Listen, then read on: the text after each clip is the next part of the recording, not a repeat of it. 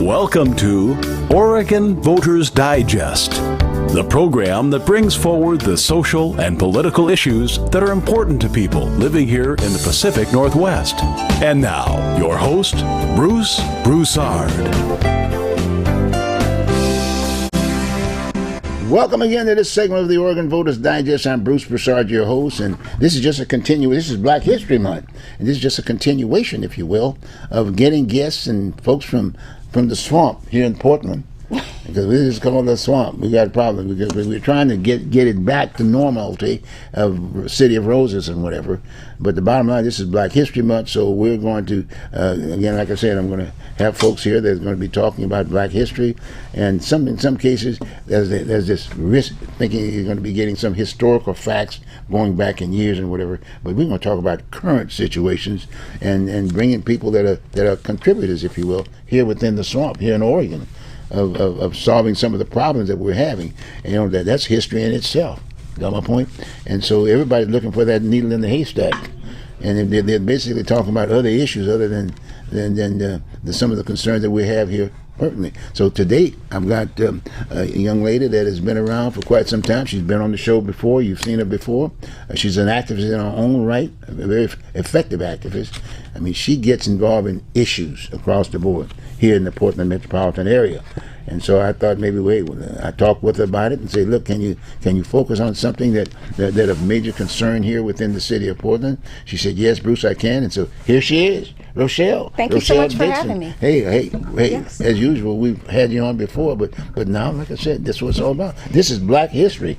You know, she happens to be a Black woman. That's good. That's legitimate, right? Yeah, that's very legitimate. Not to say that she's assimilated, by the way, here in this country. So she's not just representing just Black folks. She's representing Oregonians and people throughout the country. I mean, she gets involved, okay?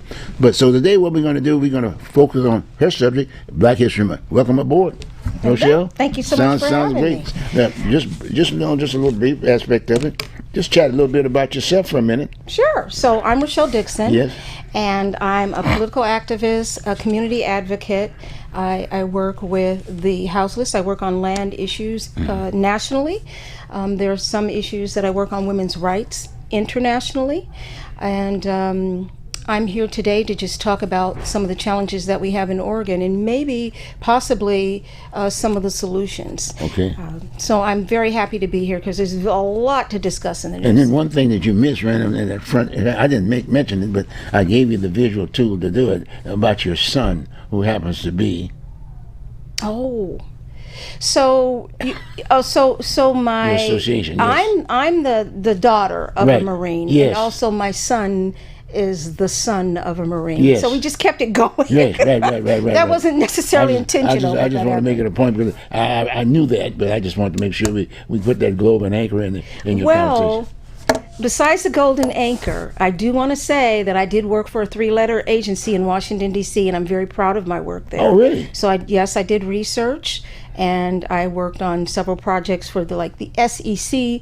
I worked for another agency, 3-letter agency, doing research. What is this? Security? You said SEC, Security and Exchange? What? Yes, tracking stock fraud. Okay. And things like that, but I also worked for another 3-letter agency. Well, if I ever want to go back to work anywhere, I definitely don't want to spread it around. Okay. But I'm saying I was very seasoned in what was actually going on in the entire world. So part of what I did when I was in D.C. was look at Seattle and Portland. Really? Yes. Oh, boy, we really got to get you the swamp we're talking about today, because that's how we looked at.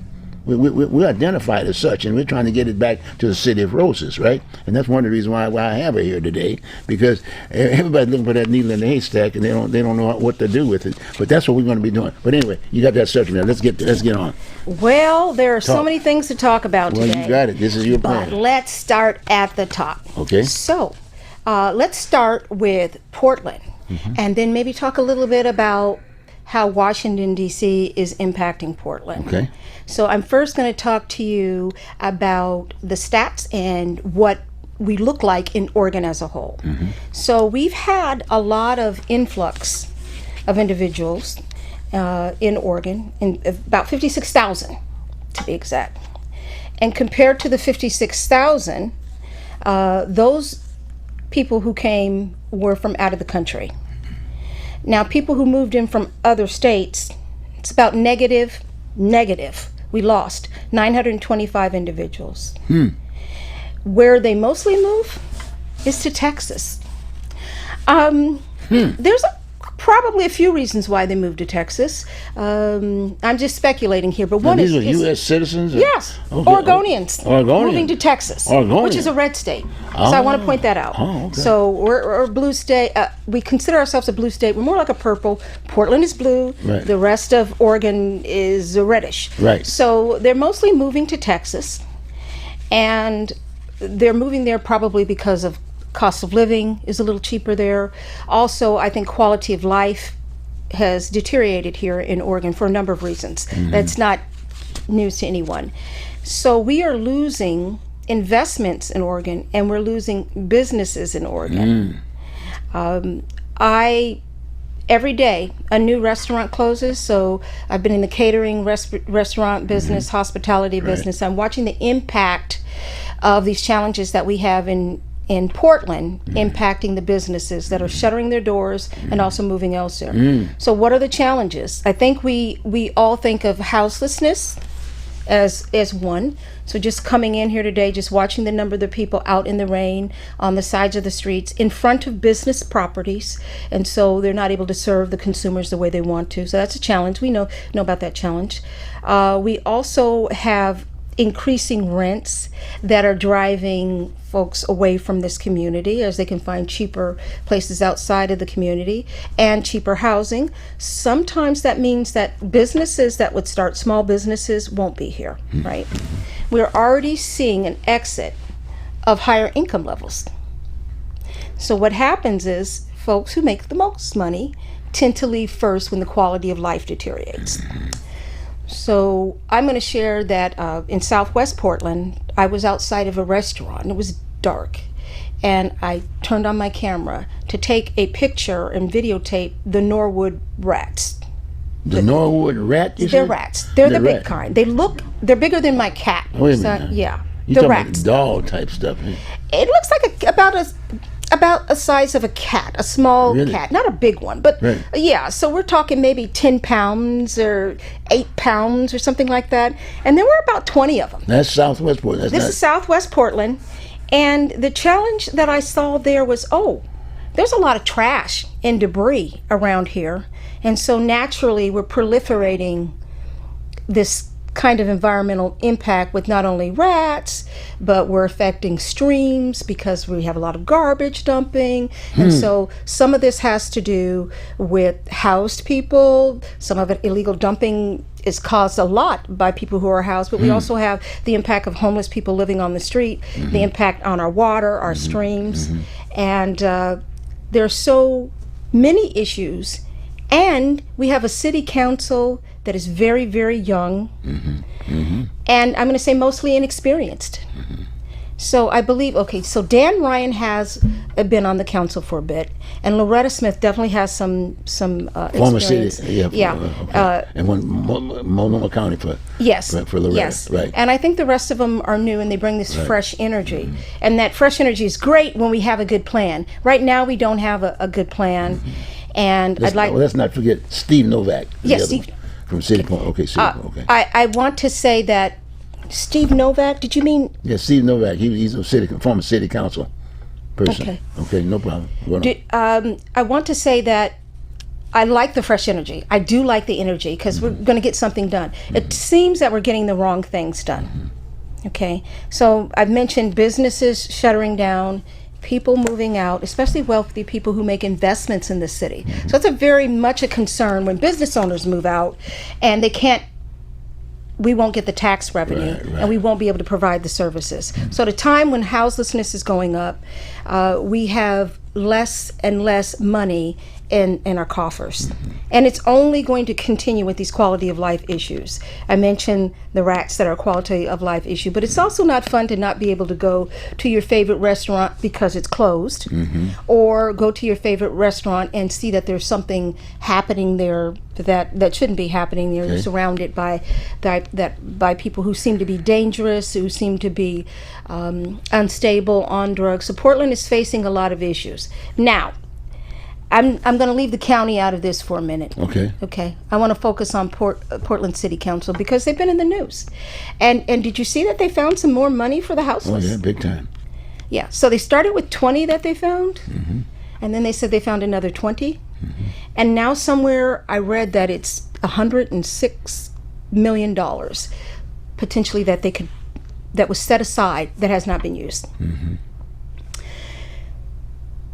Having been impacted in my community by the growing number of houselessness and knowing folks who are struggling to pay the rent, I just think it's egregious that this has happened. And they definitely need to find out how it happened, get some answers, and make sure that it never happens again. $106 million? I mean, how do you lose $20 million? This is a big concern. So I understand, though, that the city manager may investigate this and figure it out. But if you can't figure out what to do with the $106 million that the voters specifically said should go to the house list and to prevent evictions, then you should return it to the taxpayers. And I mean that. So if you're curious about what to do with $106 million, and the voters had said to spend it cleaning up our community, and you want to spend it on something else, like the Mayor Wilson has said, economic development. Economic development for whom? We're losing people. We're not getting people here. We're losing people. Economic development for whom?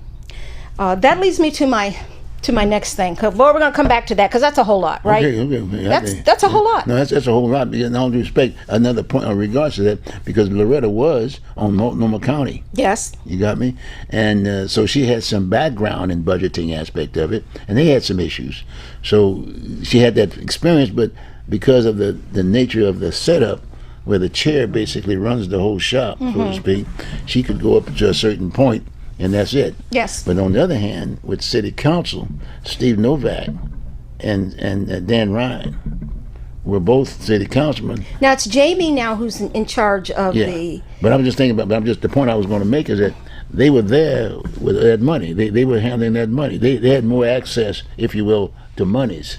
You see what I'm saying? Yeah, Dan Ryan might have some more additional knowledge than I've been able to obtain. Yeah. Obviously, I'm an outsider looking in, but I'll give you a hint that I'm very good at looking in from the outside. That was my job, to look at the outside and determine what was in the inside without seeing it. So there's a lot of clues. You know, excellence leaves clues, genius leaves clues, and actually ignorance leaves clues. The fact that you can lose $106 million, ridiculous. someone should be resigning or getting fired. There are people on the street right now suffering. There are people on the street dying, and to that, that's why I wanted to say that Keith Mayor Wilson, who's saying to spend it on economic development. Well, first he needs to clean up the rats and the garbage being dumped in the street. It doesn't look good when you come to that. Having worked in the hospitality industry and knowing that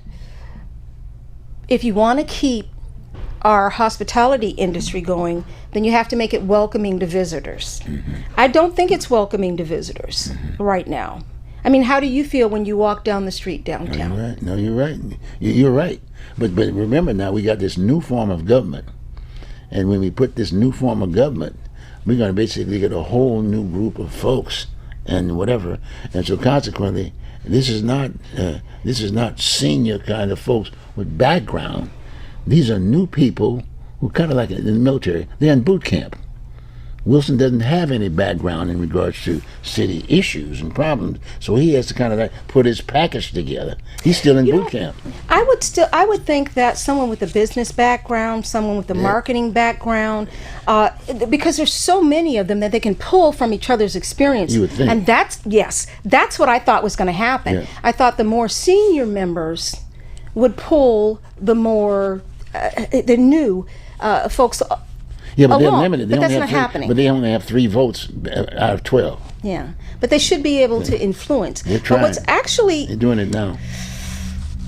I mean, I'm just saying. we're behind. So we're behind. even if We're you behind. fix everything today, Yeah, a company that is looking to book in our great city, the Oh, yeah, City of it's- Roses, yeah. for a conference next Yeah, year is yeah. not going to book because they book a year, Yeah. 2 years, even as much as 3 years out. So our hotels are definitely going to suffer. Our restaurants are going to suffer. It's not just that the things in Portland are for Portlanders. That we also need some of that business coming from outside. And if I was company going to book a conference for something, I would not book it here.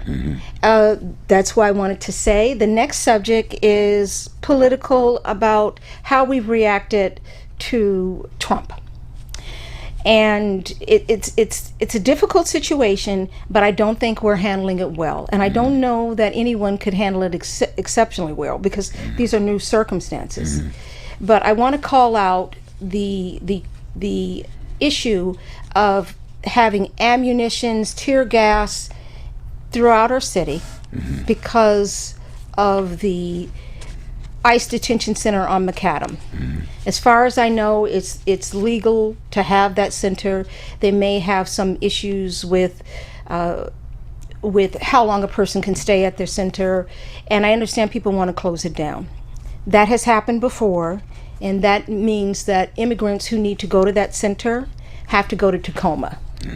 That means that, say, a woman, this is a real life instance, she needed to get off work to go to the Tacoma Center, and then she also needed to arrange child care. So there's a lot of expense for people who are lower income to go back and forth to Tacoma. And it sounds like more that people just don't want to see the reality. Frankly, I think the ICE Center should stay here. I want everyone to see what ICE does and know what they do. Now, ICE has been in existence for a long time. Now, we did switch roles. So when people say ICE has only been in existence for 2003, technically, someone else did that role. So Homeland Security is new too. Before, that fell on the FBI. The FBI developed all the programs, well, the ones they initially used, they all came from the FBI. And so the idea that we have not been watching our borders, except for ICE has only been deporting people since 2003, is ridiculous. Names change, things change. However, when just thinking about you don't want to see it in your town, are you inconveniencing people who have to simply go for a meeting? Are you making it hard for them to keep a job? Are you making it difficult for them? So think about the people that are being impacted. Think about what our city is doing to remove the center, and think about how that is just going to bring more individuals from ICE into this city. So let me explain what I mean. We are a sanctuary city. Now, I was not here when we voted on that. That's huge. It's been a long, what year did the sanctuary city come in? Because I know that my church was a sanctuary, and I don't mean a spiritual sanctuary. We had a family that lived in my church. And I believe they were from South America, and they were seeking asylum from gangs, and they lived in the church, and that was considered sanctuary. I don't remember us ever having to vote on morals. I don't really know that you can vote on morality, like you need to take care of this. I don't see that really working. We did it. We didn't have a law. The law came later. So if you have good morals and you believe what you're saying about the city being welcoming, we don't need a sanctuary city status. We don't need it. It is right now getting us targeted and the individuals you're trying to protect targeted. So that's an interesting thing that happens, and people have been victim of other sorts of issues that are this complex.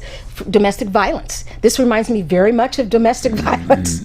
And the reason why it reminds me of domestic violence is the victim is not only victimized by the person that is initially victimizing them, but also the entire system. So we are actually victimizing immigrants by making them subject to the terror that is coming into this town because we've declared sanctuary city. It just makes us a target. Can we be a sanctuary city? Can we support immigrants without having all these legal the laws that are making it difficult for actually them right now?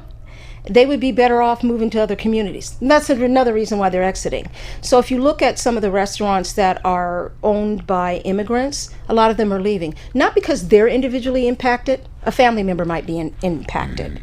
So we have to find a way to lessen the impact on them so that their children can go to school freely, so that they can go to restaurants freely.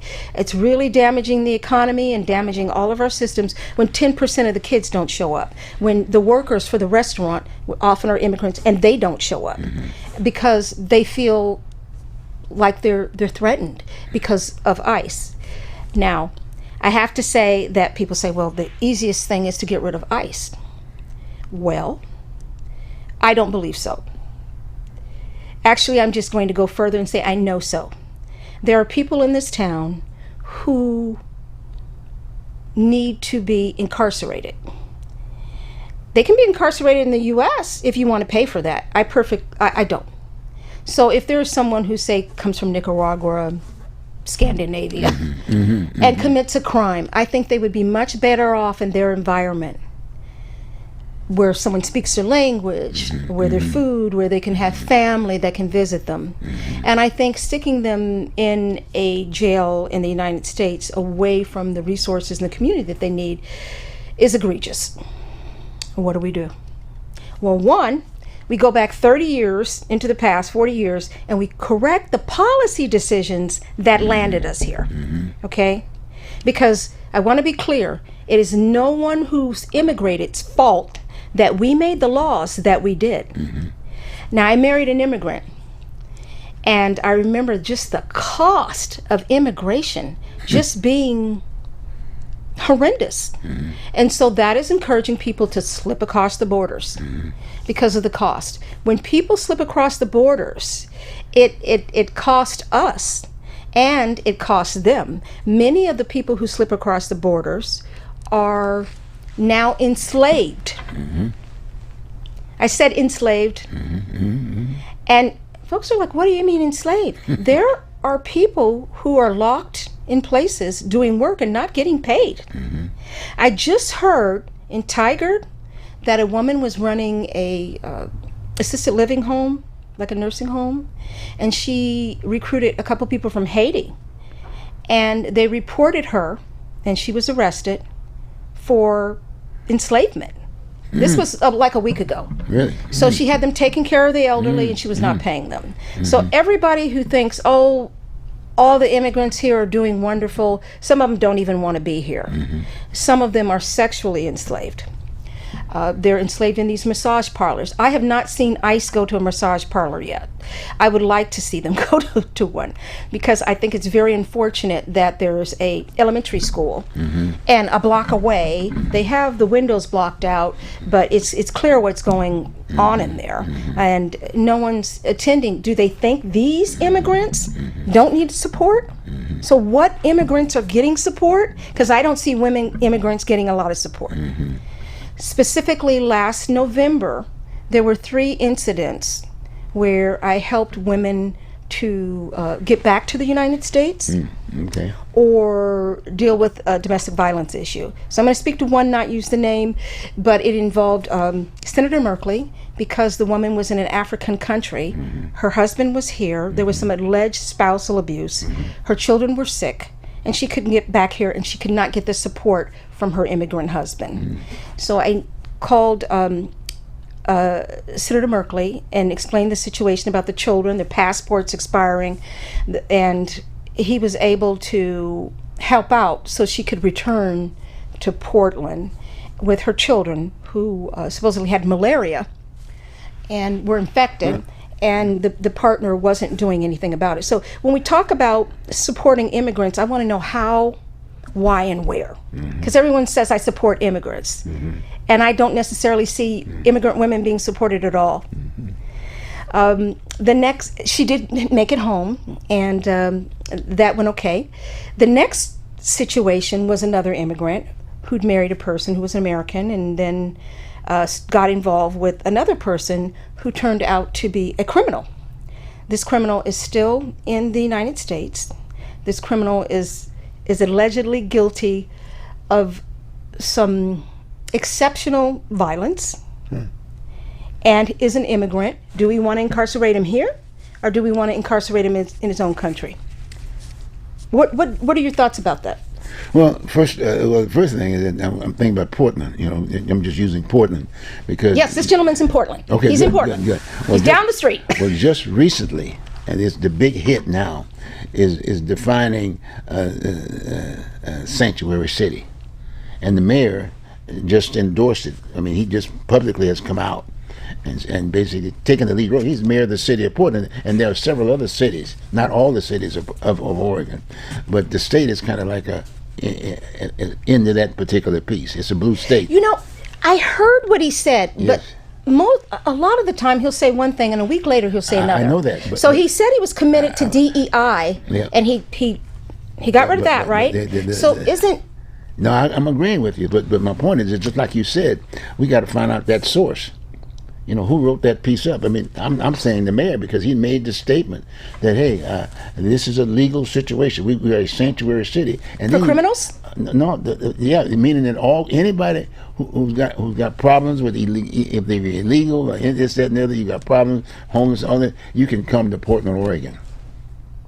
Yeah, there's a big neon sign up there that says that, so to speak, nationwide. Come to Portland. Well, here's the thing. The mayor is a white male. He does not have an experience being a minority or a person of color. Immigrants are leaving. Well, They're leaving. So I've been looking at the restaurant business, the hospitality business, and I see it going down. It's really going down. But what has really been made Portland's hospitality scene great is the immigrants. If you look online to see how many of them are selling their carts and restaurants and closing, they're leaving because they're being targeted. They're not leaving because they're not staying because Mayor Wilson says it's a sanctuary. If you are getting shot at, if you are getting violence, if people are saying things about you or intimidating you, this is not a sanctuary. So I think Mayor Wilson's perspective, I have to discount it, because I would like to know, where does he think this is a sanctuary? So to get personal, not too long ago, I was downtown and confronted with 2 gang members. Okay, I talked my way out of that. Okay, but I have encountered twice in the past year gang members. The first ones had guns. This was downtown. So sanctuary for who? It's definitely not a sanctuary city for black women. Okay, so it's not a sanctuary city for black women. I don't think it's a sanctuary city for anyone. He needs to look at who's leaving. And also, I think the relationship between Caucasians and immigrants is really stressed right now, because I don't think most immigrants think that a person like the mayor can actually empathize with them or sympathize with them. They can make a law, they can make a statement, but that doesn't mean you actually understand their circumstances. Well, tell me this: have you shared that? Have you called the mayor's office? You said you did Merkley. You got Merkley because it's a national issue too. You know. Yeah, it is. It's a national security issue. What about Merkley? I mean, he's from Oregon. Have you shared with him? Have you talked to him about this subject matter? I did. I did not talk about the sanctuary city status at the time. I did not realize I was helping one woman. By the time I got to the third woman, I said, all three of these women involve immigrants. And so there's something about them coming from other countries and maybe not getting versed in our way of life. And back when I was like a young person, 16, I used to teach the young people how to make peanut butter and sandwiches and how to become a good citizen here. I don't think we have enough of that. And I'm not talking about someone leaving their culture or anything like that. Part of that sanctuary city's commitment is that we pick up the cost. The taxpayers pick up the cost. I don't want to pick up the cost. No, but I'm just saying to you, that's part of the deal.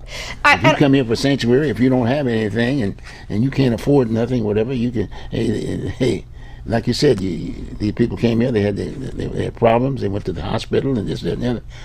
They didn't pick up the cost. Like you said, the woman went back home, gave her a ticket. You know, that's been since forever, even before the sanctuary city. Okay. My church had a clinic. St. Andrew's had a clinic, and I was first involved in medical research before I went into legal and DOD. And I worked at the clinic helping out. I even collected medicines and things like that. But I don't think this is a sanctuary for anyone. And I think the immigrants believe that the mayor is going to supersede Trump. And I'm going to tell you that is not going to happen. It's not going to happen. I mean, we have state and we have federal, but we can see that the federal is pushing up against us.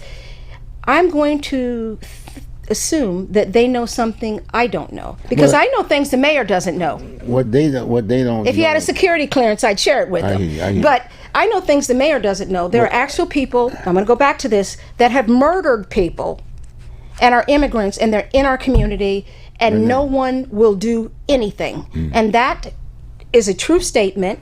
There are police records on file for one of these individuals that murdered someone, and they're not doing anything about it. Well, most politicians, in all due respect, most politicians in the Portland area, and back to the state around the country, but I'm thinking about Portland aspect of it, they could be against it off the record, but they do it because of their positions.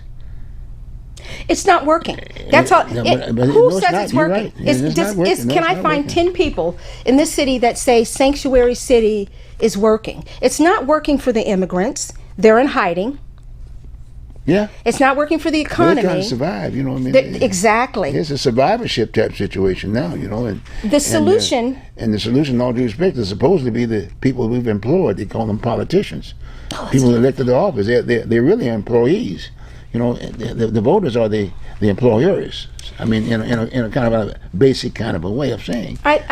I think they misunderstand their power. They sure Actually, do. I think I'm pretty sure they misunderstand. Well, I think the people that misunderstood their position too. I do think I think Portland has every right to make a determination about its citizens. Yes. But they need to make some revisions in the law so that this can be a sanctuary city for all of us. Yeah. So instead of having especially Hispanic and Haitian people just held up in their homes, not able to go to work, not able to go to school, and people say, well, just get rid of ICE.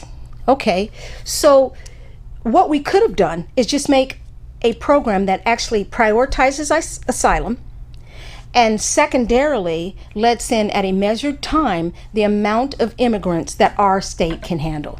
Common sense. We could have done it 30 years ago. Well, I guess, you know, the thing that gets me about this piece is that that person who's sitting in that seat up there at the White House, Donald Trump, was elected by the people. He is an employee of the people.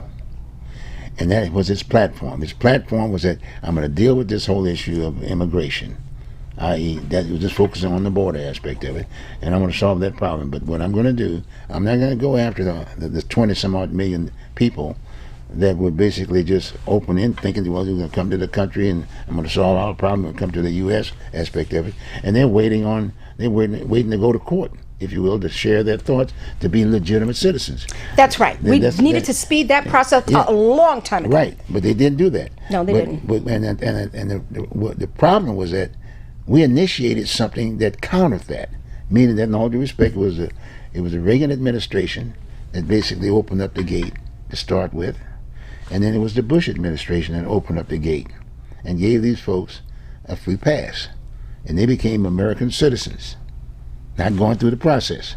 So naturally, our neighboring nation, Mexico, is sitting next door. Mexico, and they basically, and these are family, these are Catholics, the Catholic. Their family members say, hey, gee whiz, this is great. I'm able to get a job. I'm able to get a job here. I'm feeling good. And, I'm getting taken care of, et cetera, et cetera, et cetera. So they tell their family members. And then you've got a business out there that basically helps them communicates to them to get here. Well, that's the problem. So even when they are trying to be legal, a lot of times they wait and they use something called a coyote, which is a paid person to bring you across the border. Yeah, but it's a business to them over there. I'm just saying. Yeah, but the coyote often charges a lot of money. And when they get here, they're stuck working to pay off the coyote. And that money is often going into illegal. But still, it's a business. I'm just saying it may be illegit from that our standpoint, but from standpoint over there, they're relying on that person to get them over here. Yeah, I hear what you're saying, and that's why I think we need to change our program so that asylum seekers don't have to go through that. Well, it's especially difficult on women who often have to take birth control pills because in the trip they become impregnated by folks they did not intend to have children with. So I think we need to shore up our asylum programs and let those people who actually face risk in their other countries come over versus people who are coming for economic reasons. I also think humanitarian reasons. I just think humanitarian reasons should trump, to use a word, trump the other things. But we're not checking at all. Yeah, but you see, it's not just one person we should be looking at. It'd be here in Oregon or in Portland, those elected officials, mayor on down, city council, the whole 9 yards, all those folks that were elected to office, that's their responsibility. That's their job. We're telling them to take care of it. And here we are discussing. I don't think any of them have a background in international. I'm agreeing. I could look. I have to be honest. I haven't looked, but based on what I'm seeing, they don't seem to have a background in immigration or legal studies. I'm agreeing with you, but my point is that when they ran for office, that was that deal. They've got the solution to the problem. They could talk to that particular problem, and then we elected them. We hired them.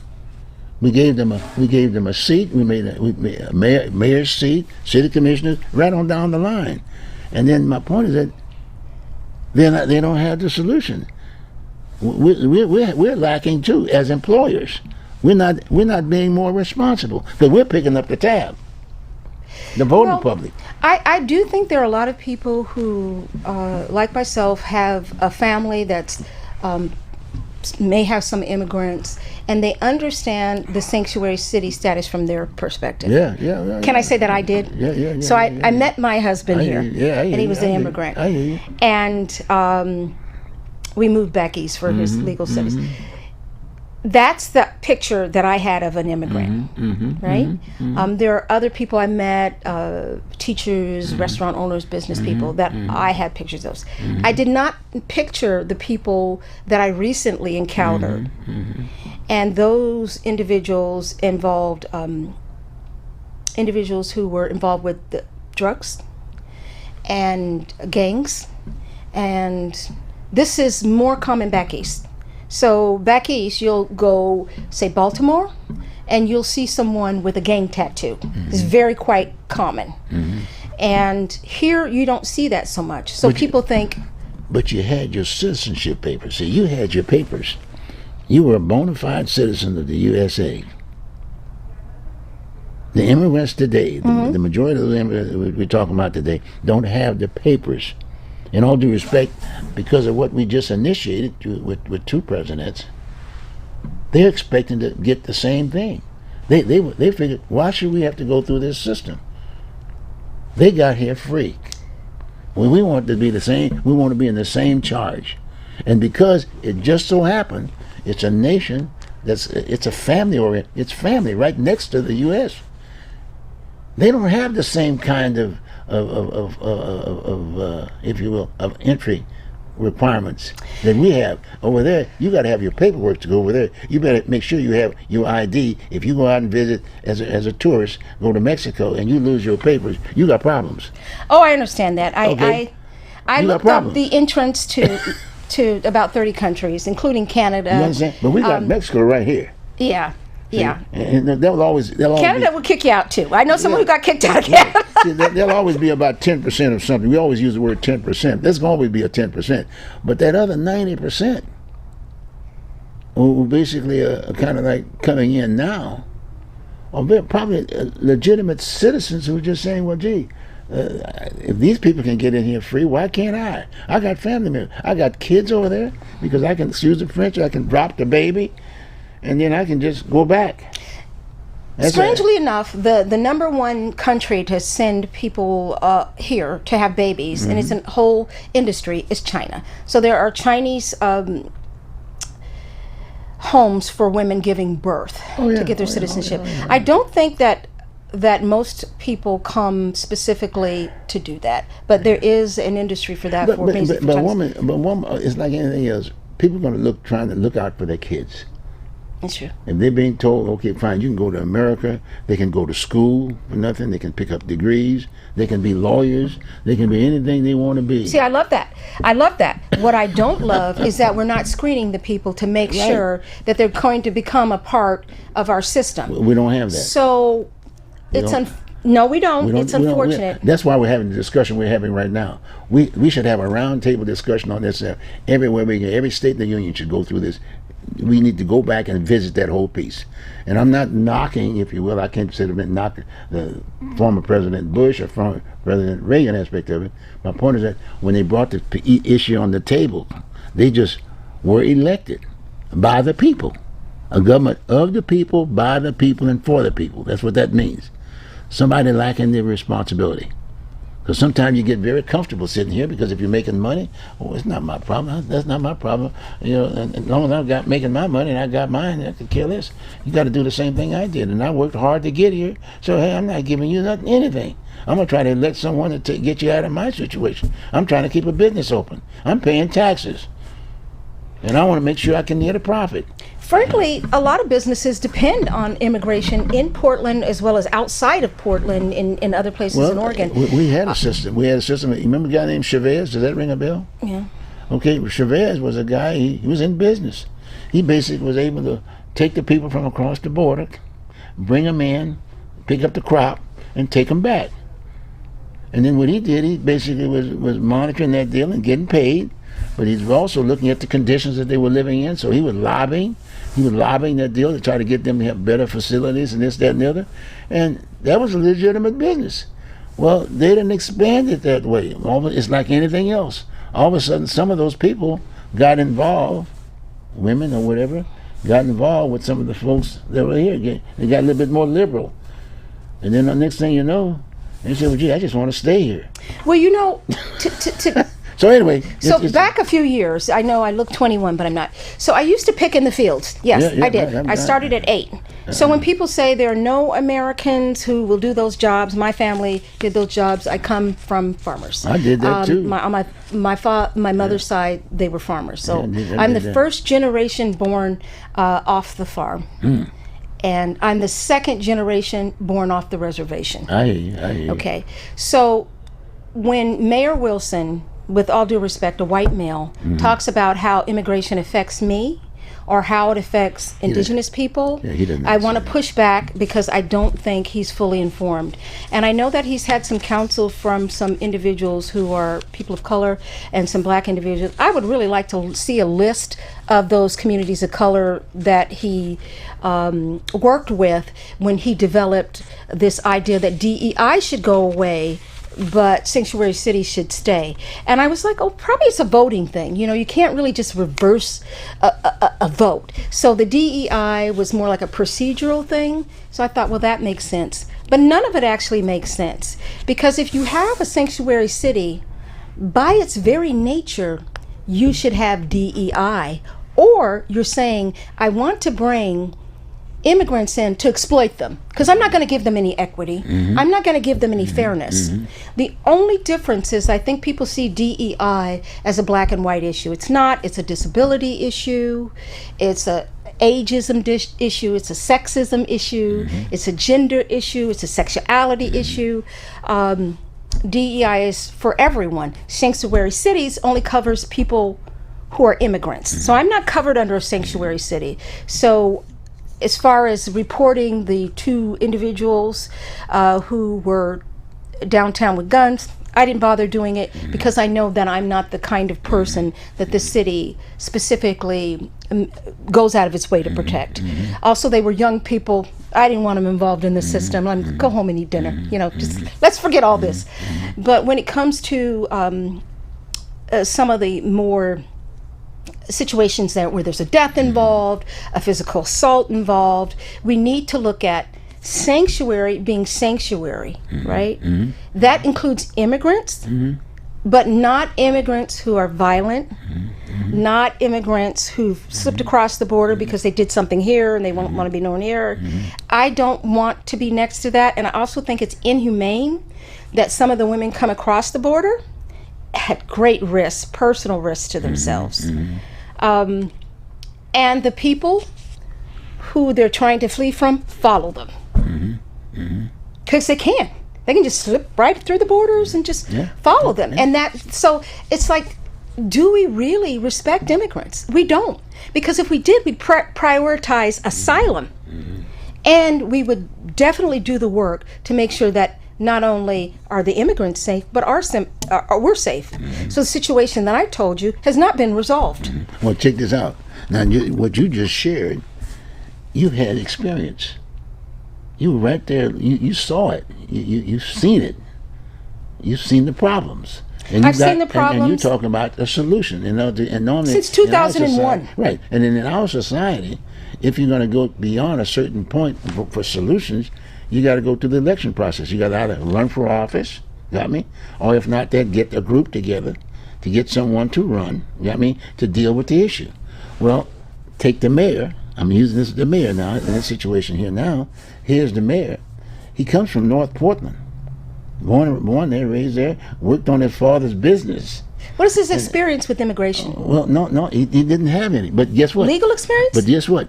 But he had a business. Was he a lawyer? No, this is what he had. He had a business. He didn't give the money away. He had to make a buck to keep the business going. You understand what I'm saying? He understood what the system. We got an economic system here. Got my point? We got an economic problem here. Yeah, but still. Business is closing down every week? Yeah, see, what I'm saying, he's got the background of being a businessman here. You got to make a buck if you're going to keep your doors open, okay? Got me? But when he went to City Hall, guess what? It wasn't about making a buck. You just have to do as you're told. Whatever the deal is, you see what I'm saying? So this open, this so-called sanctuary city piece, that's not his background. His background is business. You would have thought that if he was a businessman and gotten that particular seat, he would handle that sanctuary city thing just like a business. Say, okay, fine. First off, the city, the person who I'm representing, which is a taxpayer, I can't get them to pick up the tab. It's this other entity I got to do this. This is a policy problem. This is a policy problem. It's policy, but my point, he doesn't understand that. We made fighting with ICE and not changing the policy is not going to help. Well, they are literally tear gassing people downtown, and people are fighting with. It just needs to stop, because now we have people not going out to restaurants, not moving around. Businesses are shuttering. Well, Rochelle, we did the same thing with Portland Police. Remember when Wheeler was mayor, and we had all of the protesting and this, that, and the other.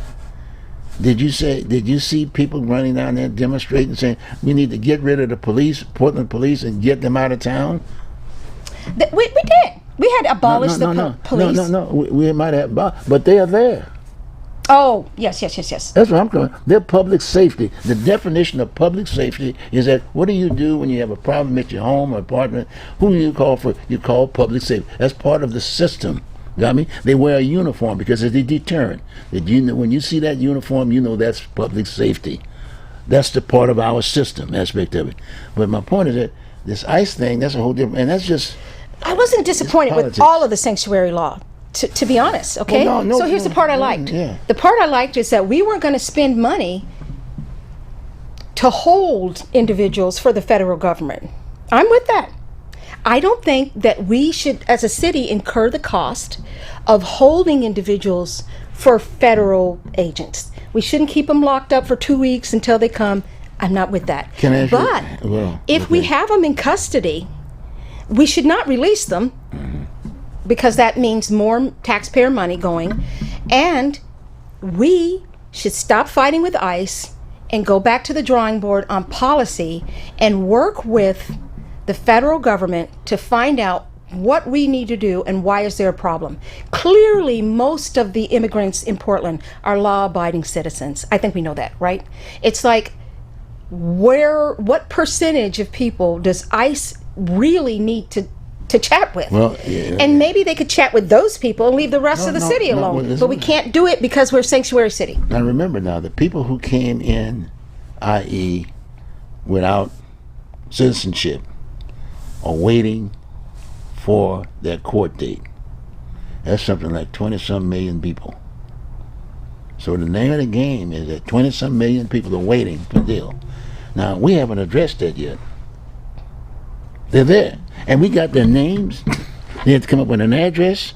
They have to report in, all that other good stuff, okay? But if they're not committing any crimes, that's 20 million people waiting. I'm saying we don't have 20 million criminals in Portland. No, I'm agreeing. Can ICE just I'm do what they said they were going to do? I'm agreeing with you. But like I said, we have caring folks in this country. Yes. We are caring folks. Yep, we are. I mean, we can't tell the difference between a gang member and another person, depending, unless you see somebody physically doing something wrong. But no, okay, they just probably ordinary people, but they're making their monies other ways. I'm going to make a bold statement. Talk to me. So Okay. if you were to get murdered by one of these gang members, it probably won't be solved. Okay, so 40% of the murders in Portland are unsolved. I think. Not sure that the police might actually be standing down for the black community.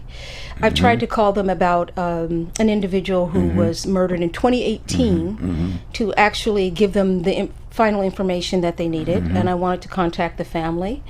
And the police have not called me back to get any evidence or anything. They blew that off. I also called on behalf of an immigrant who was being threatened, and I also called Senator Merkley. And I understand why Senator Merkley probably wouldn't want to touch that with a 10-foot pole. That one actually needs a federal response. It's in Portland, but they need a federal response because the police won't touch it with a 10-foot pole. But he's our representative for the federal response. He's up in D.C. So here's the thing. He's the guy that's supposed to respond to it. He's Senator Murphy.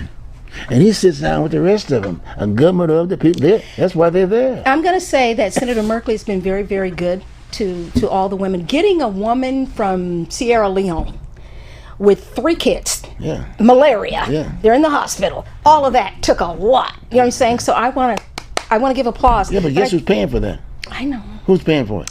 Well, the taxpayers do. That's because right. There's a loan program for when women get in that situation. But for domestic violence. Yeah, but the loan, it's not a freebie from the loan. What are you telling them? They're going to the bank and get the money? They actually have to pay this back on this situation. When it's international, there's a loan program. It's actually a loan for her. But when you get do they pay it back? I don't know. I don't think they pay it back. And honestly, I don't care. Because I think that would be money well spent.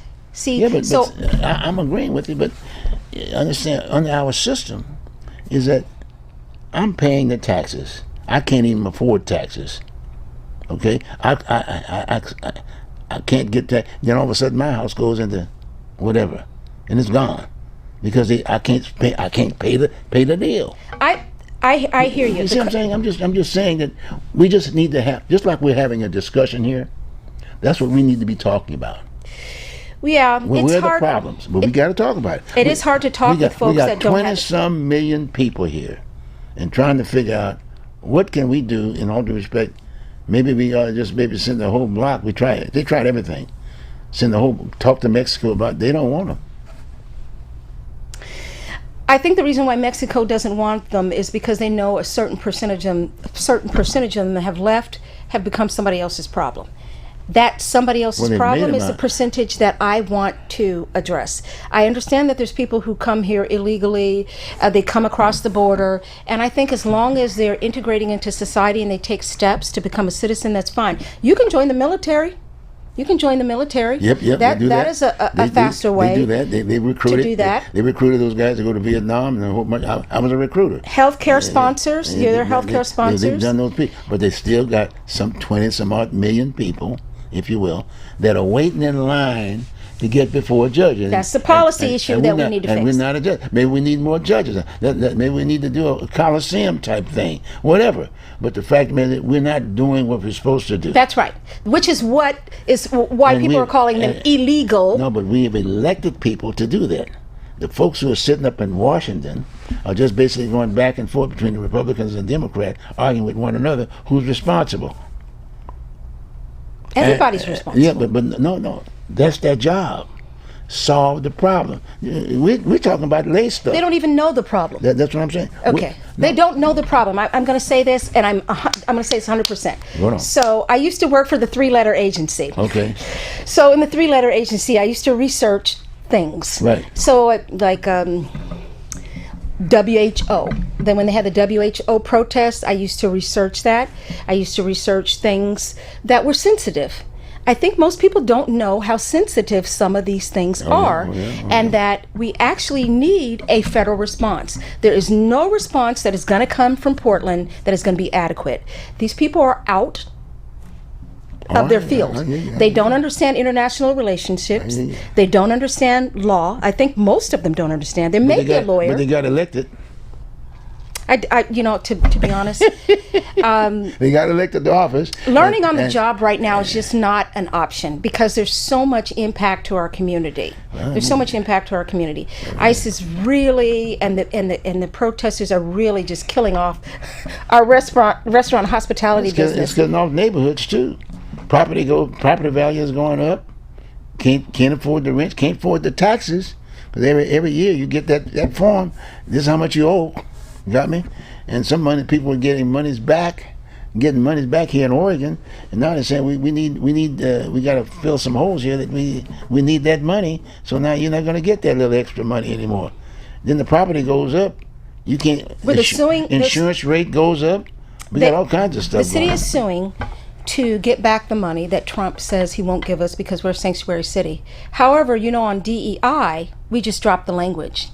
And Mayor Wilson at the time, and I'm just going to paraphrase, said basically that DEI could be incorporated throughout all of the city and we didn't need to have it written down and codified. If that's true, then we can do the same thing with Sanctuary City. So I'm not sure why one group has sanctuary city status, but the other one doesn't. Okay. I'm very concerned about that, to the point that I just think we need another visit from someone federal, not troops, to help a meeting to sort this out, and then there can be an explanation of where. Well, we got federal representatives here.